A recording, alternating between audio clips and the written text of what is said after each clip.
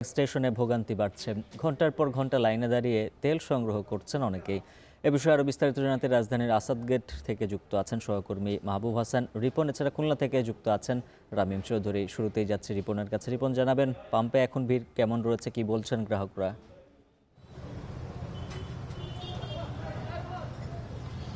উজ্জ্বল, এই মুহূর্তে আমরা রয়েছি আসাদ গেটে, যেমনটা আপনি বলছিলেন। এবং ভিড়ের কথা যদি বলি তাহলে সেই ক্ষেত্রে যারা বাইক চালক রয়েছেন তাদের জন্য আমি যে পাম্পে রয়েছি সেখানে তারা 1.5 থেকে 2 ঘন্টা অপেক্ষা করছেন এবং তারপর তাদের কাঙ্ক্ষিত যে জ্বালানি সেই জ্বালানিটি মিলছে।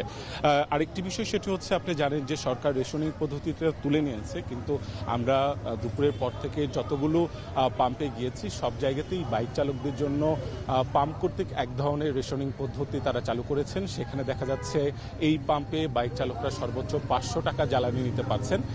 অন্যান্য পাম্পে আমরা দেখেছি যে ভিড় যেমন, তার সেই অনুপাতে তারা বাইক চালকদের জন্য জ্বালানি নির্ধারিত করছেন। সেই ক্ষেত্রে কোথাও কোথাও আমরা 300 টাকা দেখেছি, আবার কোথাও কোথাও আমরা 600 টাকা দেখেছি। পাবলিক ট্রান্সপোর্ট এবং ব্যক্তিগত গাড়ির জন্য এই পাম্পে আরও 3টি নজলে জ্বালানি দেওয়া হচ্ছে। সেই ক্ষেত্রে আমরা দেখেছি যে এখানে 1500 থেকে 2000 টাকা জ্বালানি দেওয়া হচ্ছে প্রাইভেট যে গাড়িগুলো রয়েছে সেই জন্য, এবং পাবলিক যে ট্রান্সপোর্ট রয়েছে তারা আনলিমিটেড জ্বালানি নিতে পারছেন। আরেকটি বিষয় উজ্জ্বল আপনাকে জানিয়ে রাখি, সেটি হচ্ছে আপনি জানেন যে জ্বালানির এই সংকট মোকাবেলার শুরু থেকেই সরকার ট্যাগ অফিসার নিয়োগ করেছিলেন। প্রত্যেকটি 2 থেকে 3টি পাম্প একত্র করে একজন করে ট্যাগ অফিসার দেওয়া হয়েছে। আমরা এই পাম্পে এসে জিজ্ঞেস করেছিলাম যে এখানে ট্যাগ অফিসার আজকে এসেছে কিনা। এই পাম্পের যারা কর্মী রয়েছেন তারা বলতে পারেননি ট্যাগ অফিসার এসেছে কিনা, এবং পাম্পের যিনি ম্যানেজার রয়েছেন তিনি বলছেন তিনি যতক্ষণ পাম্পে ছিলেন ততক্ষণ ট্যাগ অফিসারের দেখা পাননি। আমরা এর আগে আরও 2টি পাম্পে গিয়েছি, সেখানেও আমরা আসলে কথা বলেছিলাম যে সেখানে ট্যাগ অফিসার এসেছে কিনা। সেই ক্ষেত্রে তারাও কিন্তু ট্যাগ অফিসারের কথা বলেনি। অর্থাৎ জ্বালানি নিরাপত্তা এবং মজুদ রোধের ক্ষেত্রে জ্বালানি অধিদপ্তর যে ট্যাগ অফিসারের যে দায়িত্বটি বন্টন করেছিল, সেই ক্ষেত্রে আমরা দেখলাম যে বেশ নিষ্ক্রিয়ভাবে দায়িত্ব পালন করছে রাজধানীর বিভিন্ন পাম্প স্টেশনে। এই ছিল আমার কাছে আসাদ গেট থেকে সবশেষ। উজ্জ্বল, খুলনার চিত্র জানবো। রামিম, জানাবেন ফিলিং স্টেশনগুলো থেকে চাহিদা মতো তেল পাওয়া যাচ্ছে কিনা?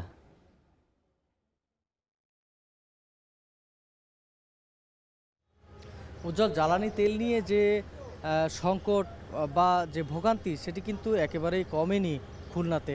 আমরা এই মুহূর্তে রয়েছি খুলনার কেসিসির যে পরিচালিত একটি পেট্রোল পাম্প সেখানে, এবং আপনি কিন্তু দেখতেই পাচ্ছেন আমার পেছনে যে লম্বা সিরিয়াল বাইকের, এটি কিন্তু প্রতিদিনেরই একটি অংশ। আজকে আমরা দেখেছি যে সকাল 8টা বা 7টার পর থেকেই কিন্তু পেট্রোল পাম্পগুলো থেকে তেল দেওয়া শুরু হয়েছে, পেট্রোল, ডিজেল এবং অকটেন। বেশিরভাগ পেট্রোল পাম্পগুলোতেই কিন্তু একই রকম অবস্থা। দীর্ঘ সিরিয়াল দিয়ে ঘন্টার পর ঘন্টা দাঁড়িয়ে কিন্তু গ্রাহকদের জ্বালানি তেল সংগ্রহ করতে হচ্ছে। এখানে মোটরসাইকেলের সিরিয়াল রয়েছে, তার ঠিক অপর পাশে কিন্তু প্রাইভেট কার বা অন্যান্য যে গাড়ি রয়েছে সেগুলোর সিরিয়াল রয়েছে। সব মিলিয়ে এখানে কিন্তু রেশনিং পদ্ধতিতে তেল দিচ্ছে এই পেট্রোল পাম্পগুলো। বিশেষ করে 500 বা 300 টাকা এভাবেই যার যা লাগে সেইভাবে কিন্তু তারা দিচ্ছেন। তবে 500 টাকার উপরে কোথাও তেল দিতে আমরা এখনও পর্যন্ত দেখিনি। এখানে পেট্রোল পাম্পের যারা কর্মকর্তারা রয়েছেন তাদের সাথে কথা বলেছি, তারা বলছেন যে তাদের যে চাহিদা প্রতিদিনে, সেই চাহিদার তুলনায় কিছুটা কম কিন্তু তেল তারা পাচ্ছেন ডিপো থেকে, যার কারণে যে পরিমাণ তেল তারা প্রতিদিন পাচ্ছেন তা দিয়ে কিন্তু বিকাল নাগাদ কিন্তু সেই তেল সবই শেষ হয়ে যাচ্ছে। তারপরে সন্ধ্যার পরেই পেট্রোল পাম্পগুলো বন্ধ রাখা হচ্ছে। এখানে আমরা দেখেছি যে নগরীর বিভিন্ন এলাকায় পেট্রোল পাম্পগুলোতে কিন্তু এভাবে ভিড় জমছে, এবং দুপুরের পর থেকে আস্তে আস্তে পেট্রোল পাম্পের যে তেলের যে সংকট সেটি কিন্তু তৈরি হচ্ছে, এবং বেশিরভাগ পেট্রোল পাম্প কিন্তু দুপুরের পর থেকেই বন্ধ থাকছে।